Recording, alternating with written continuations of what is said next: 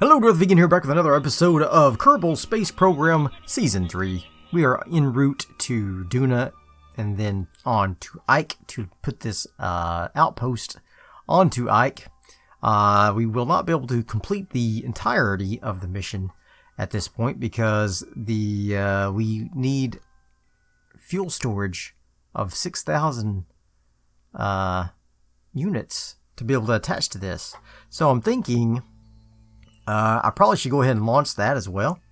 And before we speed time up to, and then Duna will no longer be in the proper position for the launch. So we should probably go ahead and do that now. And then we can get that thing rendezvoused once it also gets to Ike. So I'm going to go ahead and go back to the Space Center, make us a rocket, get it launched, and then I'll show it after it gets launched. There's no big deal as far as all that goes, but it's just going to be a fuel container with landing legs and some sort of docking port on robotically extendable pistons so I can get this thing connected.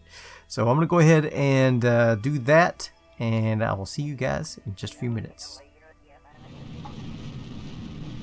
Alright, so I am launching the second stage of the Ike Outpost, which is the 6,000 units of fuel that it can hold, which this only holds 5,000, but the outpost itself has 1,400, so that should do it, I think. This should have no problem getting into orbit, I think.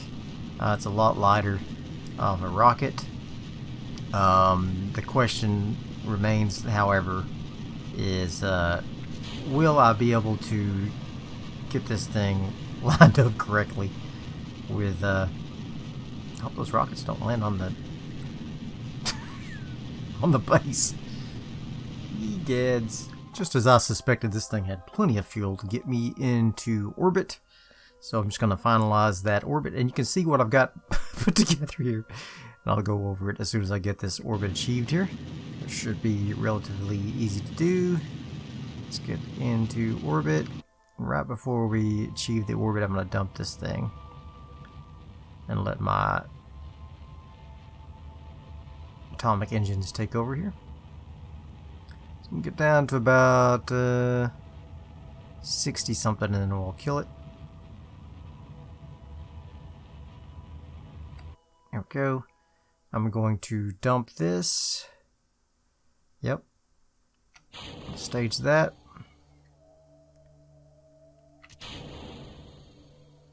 There we go. Finalize the orbit. Just like so. And now we can set our destination to be Duna, just like we did with the other ship. This does not have any solar panels because it doesn't really need it. It's got a couple of the RTGs on there to generate electricity. Alright, let's focus view on that. Set as target. Alright, did not mean to do that. Let's come down here, set up a maneuver node around here. Add a maneuver.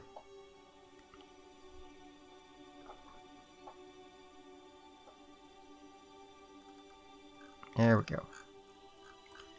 And let's see if we can get somehow, some way, my my little change to take out the science has reverted or failed or something. Because now I've got 2,810 messages about surface experiments. But anyway, let's not focus on the bad things. Oh God, it almost crashed. Don't crash on me now, buddy boy. Don't crash on me now. Okay, let's get up to our escape trajectory. Yeah, there we go. I mean, escape velocity, which we have just made. But now the game's froze up because of all the messages. Alright. They're steadily climbing. You can watch my counter up there. I'm not going to point to it because it seems to freeze the game up. Steadily climbing in messages. Alright, here we go. Oh, so close to an encounter right there. It's like whenever it's running slow like this, you have to wait to see if you get in an actual encounter, because the game like hesitates very briefly. Like right now, am I getting an encounter? I don't know.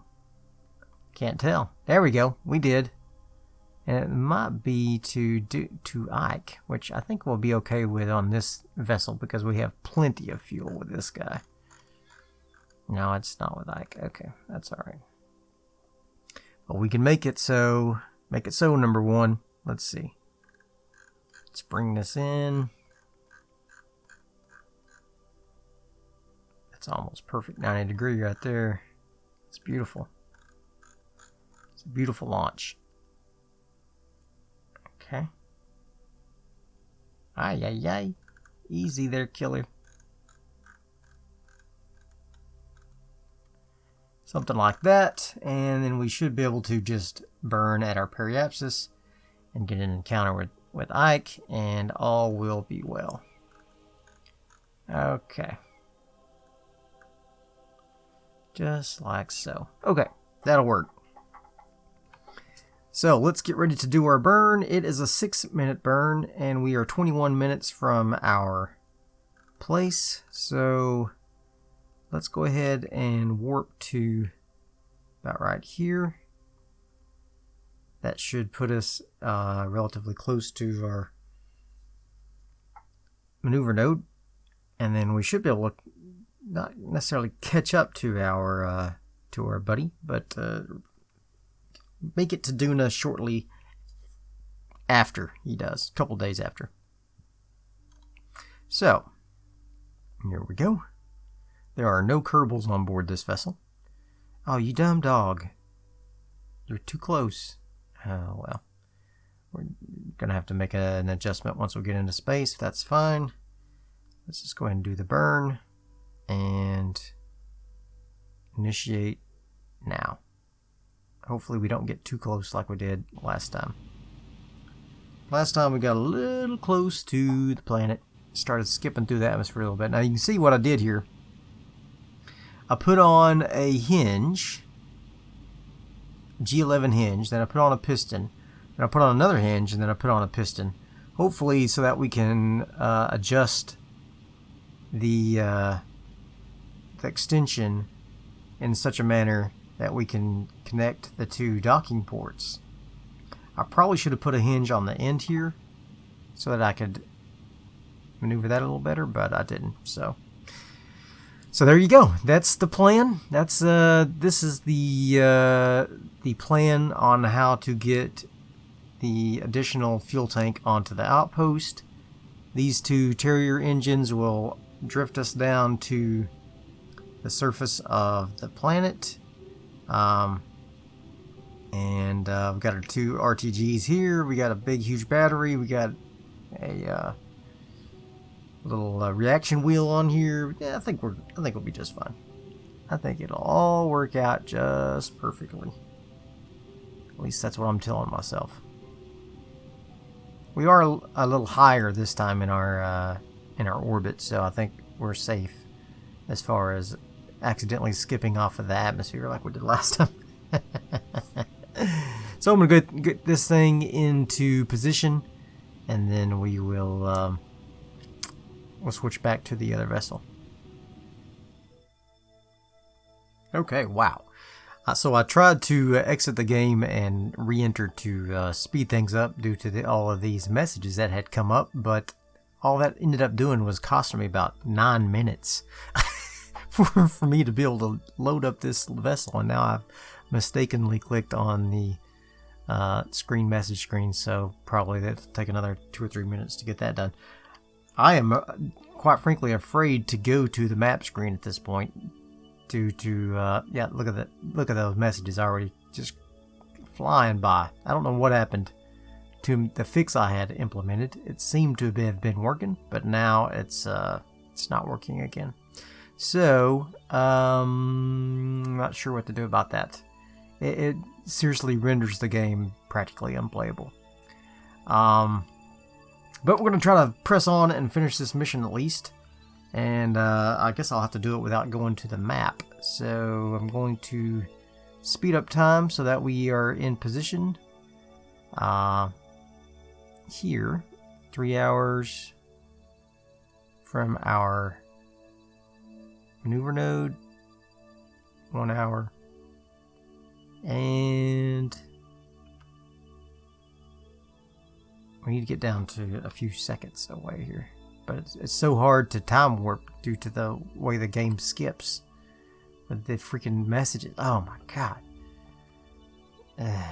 So basically the fix to keep the messages from appearing was to change the time in between science contact from 60 seconds to 60 million seconds.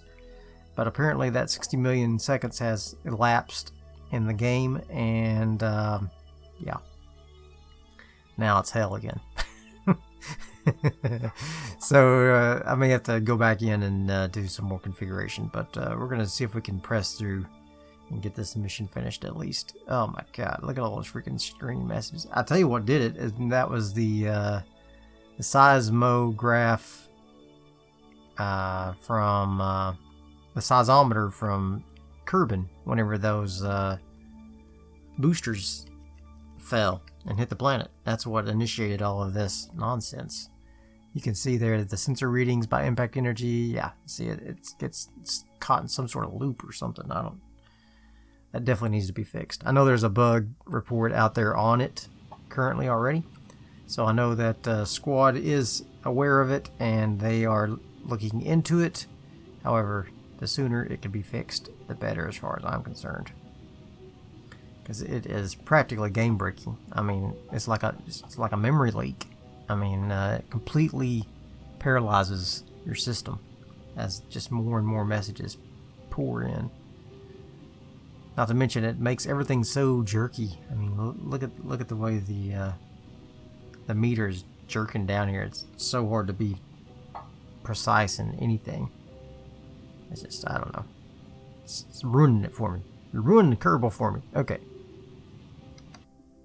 Let's see if we can get into position. Burn it down as much as possible. Alright. Very good.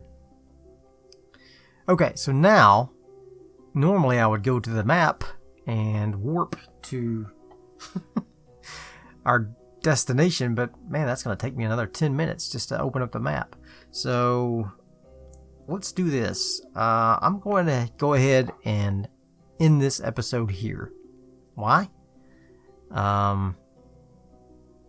Because I can.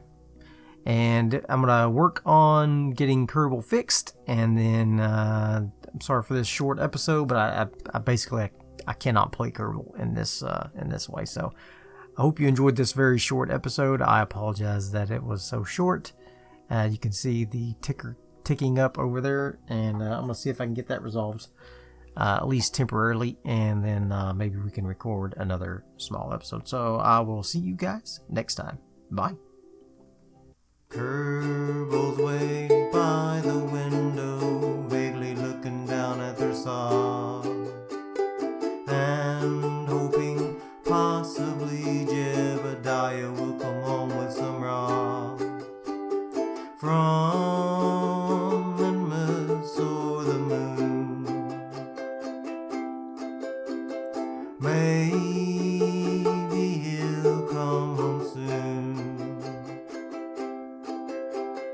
Was never what it once was, shouldn't really fly anymore. Either as if an answer with a sound like blowing up your ears. Ship pressure through